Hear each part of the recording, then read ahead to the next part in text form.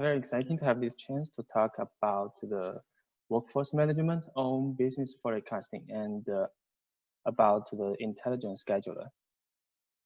So first, I want to talk a little bit about how technologies enhance our workforce management. So at the beginning, we have the workforce analyzing tools, and we can use that tools to analyze the workforce working hours, the budget, and analyze the business status. And then we get the real-time time attendance management, so which the managers and the employees can get updated about the punch information. And then we have the automated optimized scheduling. So which means the computer can help us to generate the schedule.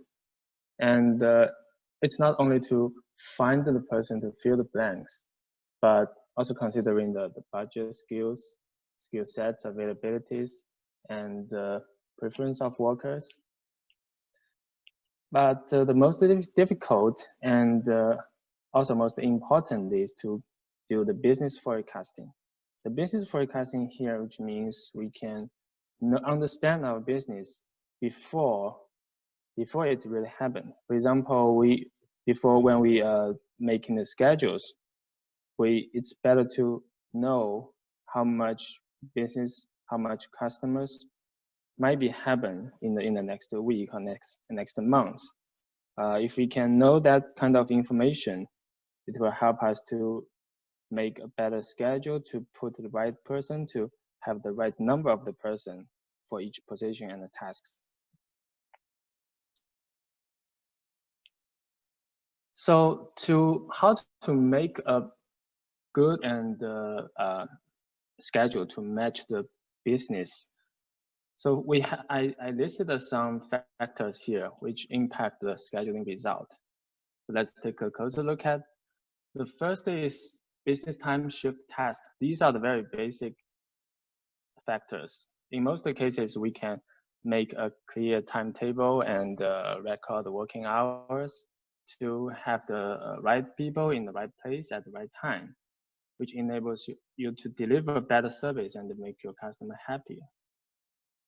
Some factors are not easy to manage, like skills management and matching. So what we recommend is applying the qualification screen based on the skill sets, proficiency, and certificates profile in the HR system. Make sure all the requirements for the task can be fulfilled.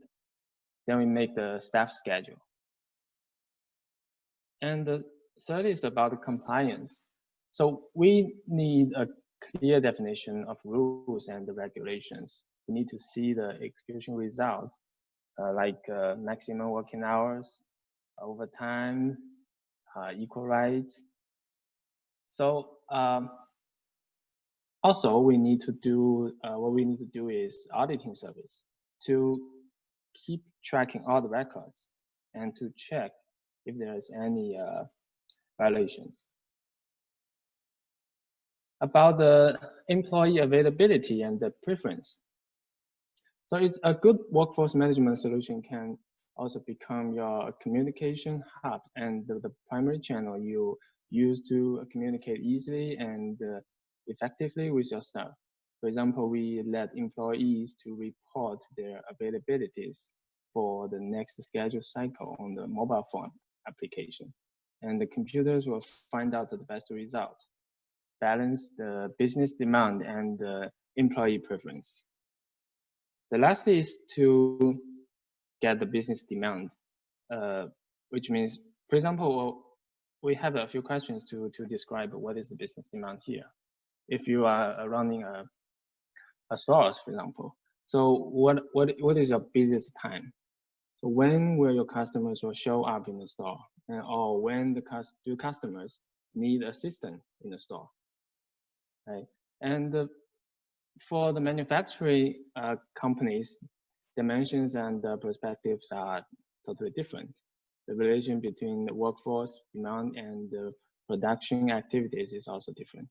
For example, when you're making the new schedule, it may be good to know, to have a warning or notification if you are going over your budget, your hour budget.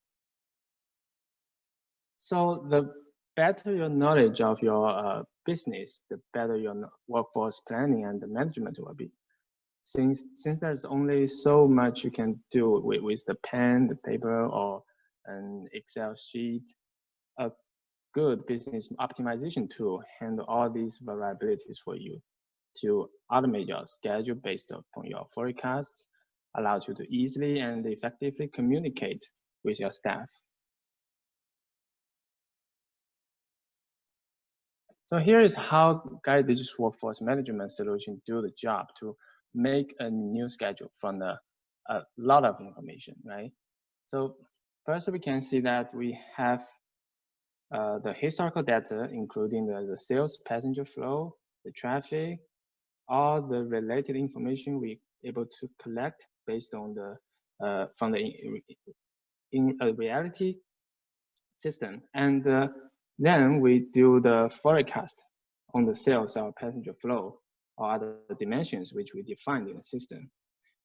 And based on that forecasted information, we can get the labor demand. So you can see here the labor demand is very, the curve here is basically cover all the peaks from the historical and the forecasted data. And then we can get the optimized schedule with tasks. So all this time, the shift, and the tasks will be defined and optimized by computers. At last, we will get the staff schedule, which means we put the right person who have the skills and who is available to work on that time. We can put that person onto the table. So from these variabilities to the final schedules, the whole process is controlled and handled by the computer system. So the most difficult part here is to give the forecasted business data, which we need to collect enough information and understand the business model very well and find the best answer quickly.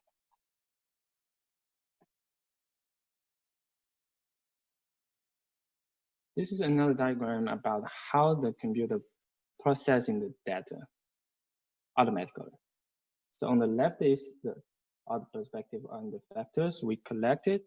For example, we have the historical transaction data. We have all the working standard. We have the passenger flow, the geography information, the business environment, climate, and the queue length, for example. And all these variabilities, we put them into our cloud-based forecast engine.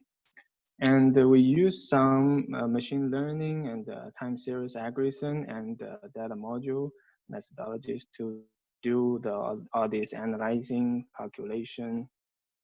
It's invisible on the user panel. It's processed by the backend server automatically and periodically.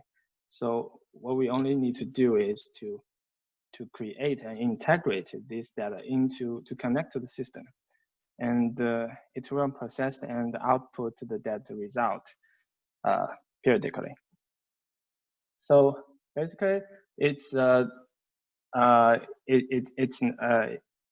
very easy to use the system. That what we do is to just collect the mouse and we will get the result.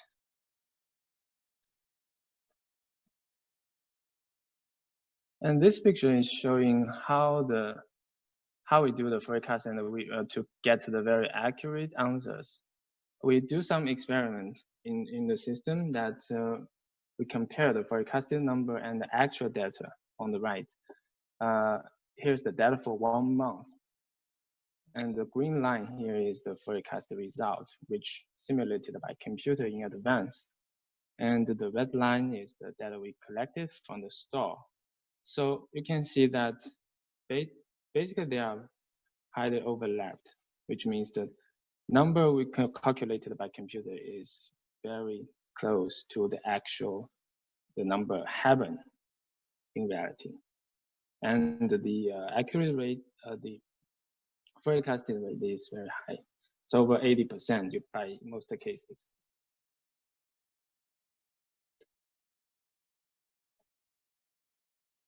And I want to show a little case about how we operate in the system to do the business forecast and to generate the labor demand and get the staff scheduling in a few steps. So I have a short video recorded here.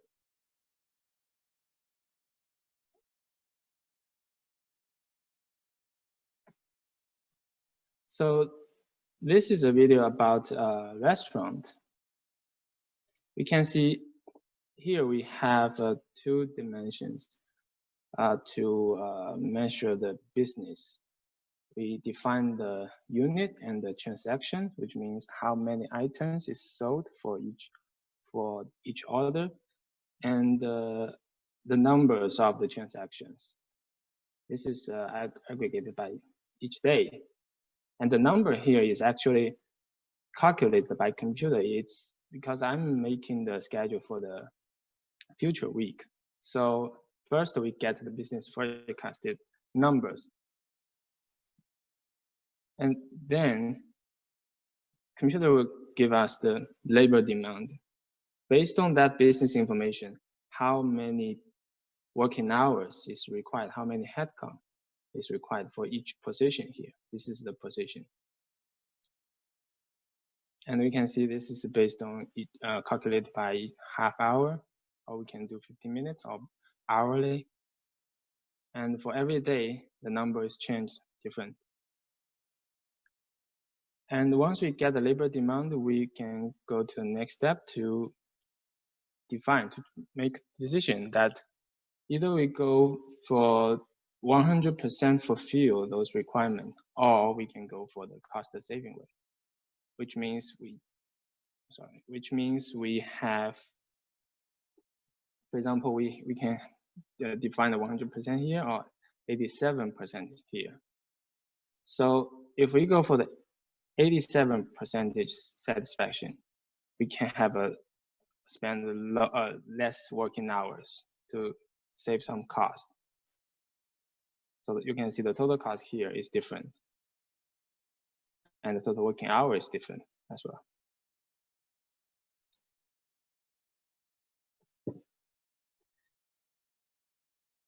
And now I'll choose the cost saving to see the result. This is a staff schedule.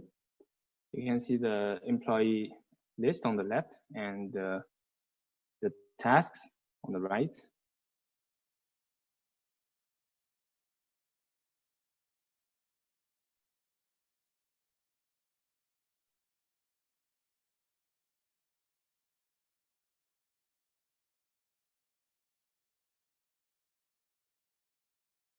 And also we can check the change of the employee for each position. And also we can see the gaps between the ideal numbers and the scheduled number, because we chose the 87% satisfaction, which means at some time point, the number is not enough to cover the requirements. But you are also informed in the system that when and where we need more people.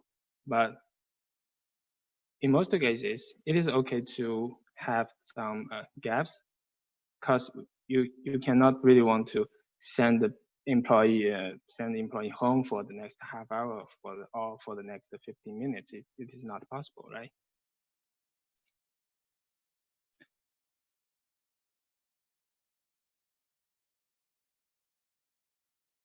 And the last step is to put the result into the final schedule system, and we can save it or change anything here or submit to make it online.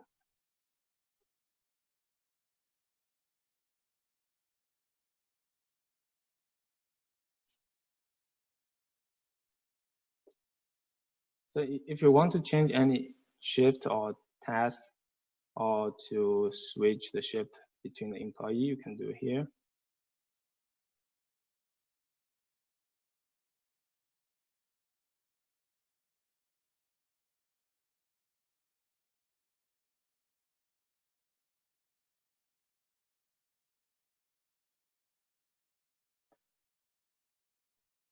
And we can see the total number of the employees, and we can able to see the forecasted number and also the final numbers.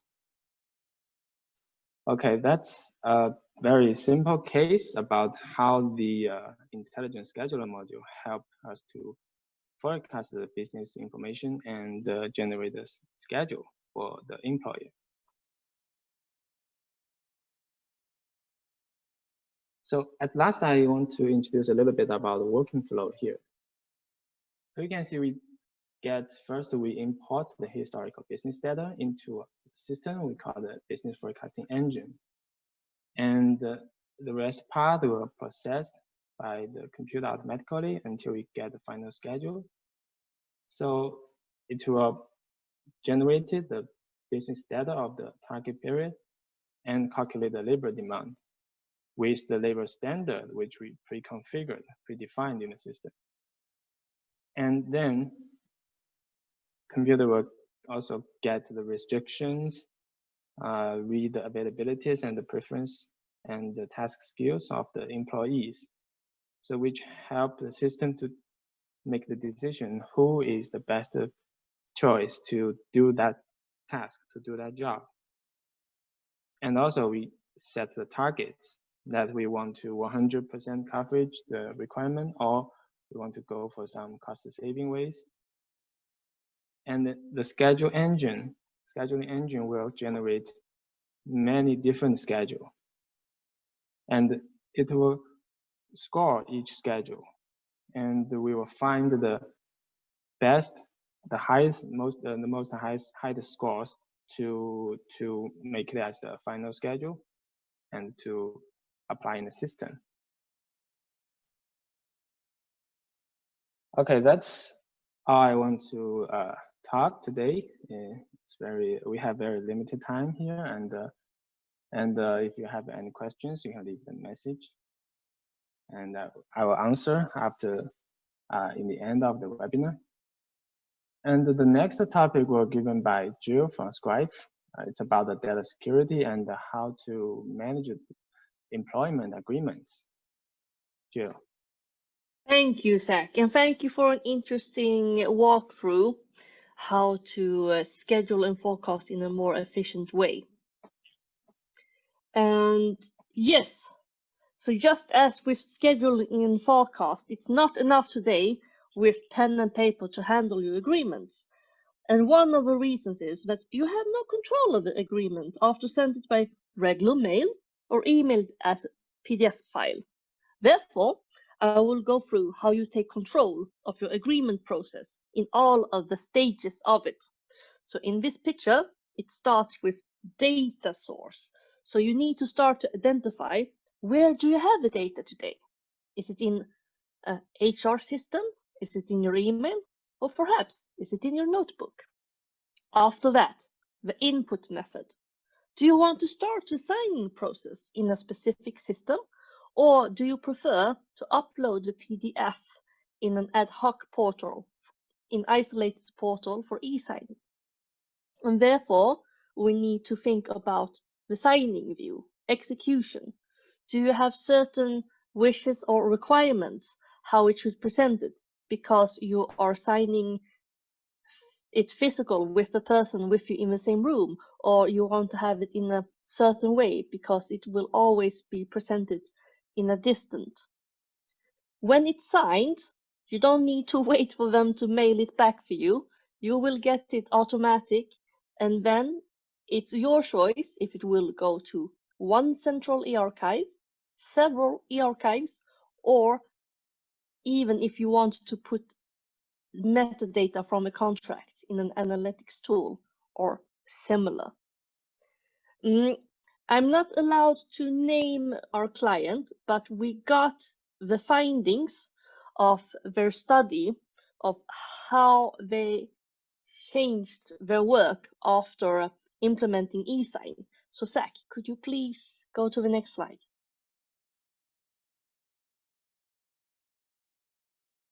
Thank you. So these are findings from a big global company, and it started with the freed up workings hour from the management. So the staff management freed up more than 1,000 hours per year, and the HR related admin decreased with approx 70%. And handling expat employment contracts went from 4.5 weeks to approx 5 hours. And then, of course, you understand when it comes to an expat, that person is probably not in the same country. So then you have to have a broad mailing box, and then the person need to mail it back. And if for some reason something is wrong in the agreement, then you have to do it all over again. It wasn't that big difference when it comes to sales rep employment contracts. Then they went from approx 12 days to 4 hours average handling time. And the reason for that is because the most sales reps that was employed were in the same country. So that's why it went from just 12 days. And of course, one finding is that they get rid of paper contracts. And because of they get rid of paper contracts and always know where the data is, they went from very often breaking regulations to getting full GDPR compliance. And of course, the onboarding experience got better because you have other ways of branding, the email invitation, you have a different way to brand the signing view to get a better experience. And removing transports and postal costs automatically give you a more sustainable way of working because you're not a burden our environment with even more transports. And these are factors then, of course, leads to increased employer brand strength to show that you're a modern company with environment conscious and have knowledge how to handle your data, because this gives you a total control of all the stages of agreement processes. Yes, and in the event of a legal challenge, the Scribe evidence package is your assurance that you can demonstrate these key legal requirements without contacting Scribe. So you are able to use our evidence package to show the intent, identity, and integrity factors without be depending on Scribe. So we're going to start with what is intent. It's just as easy as you were on the right slide, Zach. Thank you. What you see is what you sign. So this is an easy concept, but it's crucial, and it's the largest part making an agreement legally binding. Did the person understand and accept the terms being offered and clearly express their intent to enter into the agreement? So that's why you need to scroll through the entire document before signing with Scribe. It must be a clear process so they actually understand they're signing a document and not going to watch a YouTube video. So that's why we take screenshots when they open the document, and we take a screenshot when there are intention to signing the document. So you are able to see what they were seeing. And then, of course, we have a log. So you will be able to see the time, the date, the IP address, and it's not shown here, but you will also see what kind of unit we used. Was it an iPhone, was it an iMac or Samsung or similar? So the next factor, that is identity. And this is up to you and your risk assessment. The signing party's email address is often proof enough. Nevertheless, the amount of business risk you want to assume is a factor to consider. And of course, depending on the country, the law may require stronger forms of authentication for specified types of documents. For example, HR documents. And that's why we offer a range of tools for authentication. And then it could be PIN by SMS. It could be an electronic ID. So in European Union, all countries must be able to provide that to their citizens. But we are also working with global providers, so you would be able to use this worldwide. And of course, if you don't have access to any kind of electronic ID at all, then you could upload a photocopy of a physical ID. So the last part, that is integrity. So how do I know that no one has mixed, altered, forked, or tampered with the document after it was signed? So that is why we seal each signed document with a digital signature that protects the integrity, any attachments, and the complete evidence package. And we are using keyless signing infrastructure. So this is based on blockchain, and it's a service from Guardtime that's working with the American Air Force, the NHS, the British Healthcare, to mention some, and the government in Estonia. So they are providing a private Merkle tree that only Scribe documents are using. And we're not adding the actual document to the tree. We're only adding the document fingerprint. So that is a hash. So there's no information from the actual document.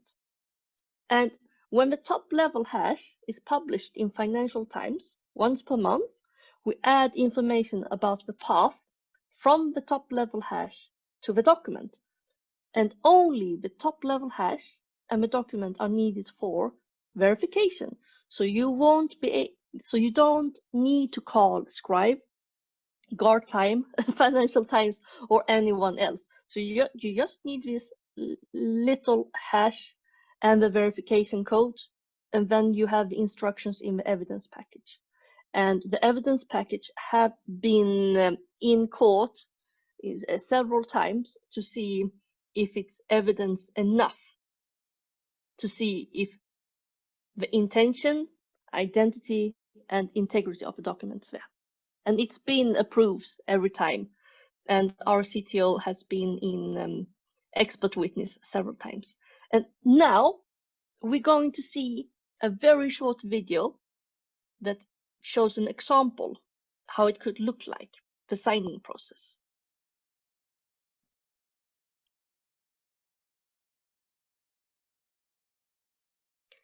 So this will be from Scribe Online, the e-sign portal. You upload the PDF. So this is just a demo. And then you enter the signing party. And we are able to create templates for you and other ways to automate the fill-in of the fields. It's all depending on your needs and how you work today. So the signature box is just for a nice feeling. It has no legal matter, but a lot of people still think it's nice to make their own signature. So now we are sending the document, invitation by SMS. And in the background, you can also see the dashboard. So you will always see what's happening with the document. So when the document is signed, you will get a verification letter attached. And of course, the evidence package will be there with each PDF. I will be happy to show you a longer demo of the actual solution, but I will only do that if it's relevant for you and your business case, because it's not meant for you to adjust your process after how a technical solution works. It should be the opposite, and I will be happy to help you to find the correct solution for you. Thank you for listening.